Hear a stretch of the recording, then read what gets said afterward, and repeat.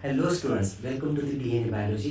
और आज हम लोग प्लांट रिप्रोडक्शन से आपके लिए लाए हैं कन्फ्यूजर्स। अब इन कन्फ्यूजर्स में आपको यहाँ पर बोर्ड पर कुछ कन्फ्यूजर्स दिख रहे हैं। वेजिटेटिव सेल है, जनरेटिव सेल है, सिनर्जीड्स, एंटीपोडल्स, बायोलूप एंड डाइथिकस।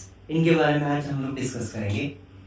चलिए, तो vegetative cell and generative cell, अब ये जो दो सेल्स है vegetative cell and generative cell, दोनों में एक बेसिक डिफरेंस है। वेजिटेटिव सेल का जो साइटोप्लाज्म होता है उसमें जनरेटिव सेल फ्लोट करती है, और वेजिटेटिव सेल जो है ये लार्ज होती है, यानी बड़े साइज की आपको देखने मिलती है, लार्ज इन साइज। और जनरेटिव सेल होती है ये स्मॉल इन साइज, यानी साइज में एक बेसिक डिफरेंस है। लार्ज साइज की होती है वेजिटेटिव सेल, स्मॉल साइज की होती है जनरेटिव सेल। अब ये आगे जाके क्या तैयार करते हैं, तो जो वेजिटेटिव सेल है आगे जाकर ये पर्टिकुलरली पोलन ट्यूब के फॉर्मेशन में हिस्सा लेती है, यानी it helps in formation of pollen tube. Generative cell क्या करती है, जनरेटिव सेल जो है मेल गैमेट्स फॉर्मेशन में हिस्सा लेती है, और वो भी कैसे, माइटोटिकली, यानी माइटोसिस होकर जनरेटिव सेल से आगे जाकर मेल गैमेट्स तैयार होंगे। और क्या डिफरेंस है इन दोनों में, जनरेटिव सेल का जो साइटोप्लाज्म है वो डेंस साइटोप्लाज्म होता है, क्योंकि ये सेल स्मॉल होती है, छोटी सेल है लेकिन साइटोप्लाज्म ज्यादा है, तो उसको कहते हैं हम लोग डेंस साइटोप्लाज्म। लेकिन वेजिटेटिव सेल के पास जो है बहुत ज्यादा स्पेस है, तो वैक्यूलेटेड साइटोप्लाज्म होता है उसका, वैक्यूलेटेड साइटोप्लाज्म। ये बेसिक डिफरेंस है दोनों में, that is the generative cell and vegetative cell, so don't be confused। उसके बाद है next one, synergids versus antipodes।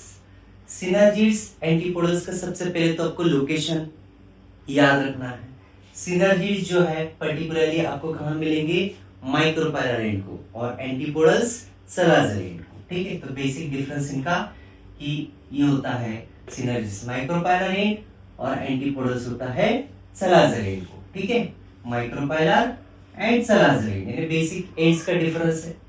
दूसरा, सिनर्जीज का जो नंबर है, ठीक है, सिनर्जीज का नंबर कितना आपको देखने मिलेगा, सिनर्जी का नंबर होता है 2, तो synergies are 2 in number. Antipodals का नंबर कितना होता है 3 इन नंबर, तो synergies are 2 in number, antipodals are 3 in number. और क्या डिफरेंस है, सिनर्जीज के पास स्पेसिफिक आपको देखने मिलेगा फिलीफॉर्म apparatus, क्या देखने मिलेगा, फिलीफॉर्म apparatus। और एंटीपोडल सेल्स ये शॉर्ट लिव्ड होते कुछ समय के लिए, फर्टिलाइजेशन के तुरंत बाद ये डीजनरेट हो जाएंगे। These are the short lived antipodes and synergies have filiform apparatus, जो कि क्या करते हैं, पोलन ट्यूब को गाइड करते हैं to enter into the embryo sac from the micropylar end. ठीक है, ये बेसिक डिफरेंस हुआ। Next one is bilobed versus dithecous. Bilobed versus dithecous, इसमें भी कंफ्यूजन होता है। बायलूप का मतलब होता है कितने लोब, 2 लोब होते हैं। ठीक है, bilobed means having 2 lobes, and dithecous का मतलब क्या होता है बच्चों, डाइथिकस यानी होता है टूथिका, टूथिका। यानी ये जो बायलूप है, हम लोग ये टर्म यूज करते हैं एंथर के लिए। एंथर को हम लोग एक्सटर्नली, यानी एक्सटर्नल अगर अपीयरेंस देखा जाए एंथर का, तो एक्सटर्नली हमें 2 लूप्स यानी 2 पार्ट में डिवाइडेड देखने मिलेगा एंथर, यानी 2 लूप्स होते हैं इसके। ठीक है, 2 लूप्स में डिवाइडेड, तो ये पहला वाला लूप और ये दूसरा वाला लूप, तो 2 लूप में डिवाइडेड है एंथर एक्सटर्नल, यानी एक्सटर्नल अपीयरेंस का जो है 2 लोब यानी 2 पार्ट में डिवाइड किया गया है। लोब का मतलब होता है पार्ट। उसके बाद अगर हम लोग स्ट्रक्चरल ऑर्गेनाइजेशन देखा जाए, हम लोग इंटरनल स्ट्रक्चर जब देखते हैं एंथर का, तो हमें वहां पर 2 थिका मिलेंगे, मतलब जो 2 लूप्स है तो हर एक लूप के अंदर हमें जो है क्या मिलेगा, पर्टिकुलर थिका देखने मिलेगा। ठीक है, और माइक्रोस्पोरेंजिया को ही आप लोग क्या कहते हैं, पोलन सैक कहते हैं। इससे पहले हमने लास्ट जो वीडियो था उसमें हमने बताया हुआ कि pollen sac that is the microsporangia.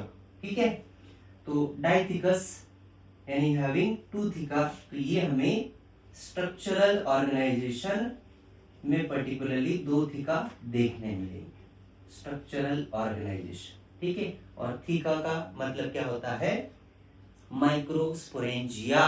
पोरेंजिया कितने होंगे, 4, यानी 4 माइक्रोस्पोरेंजिया पर्टिकुलरली हमें एंथर के अंदर देखने मिलेंगे, ठीक है।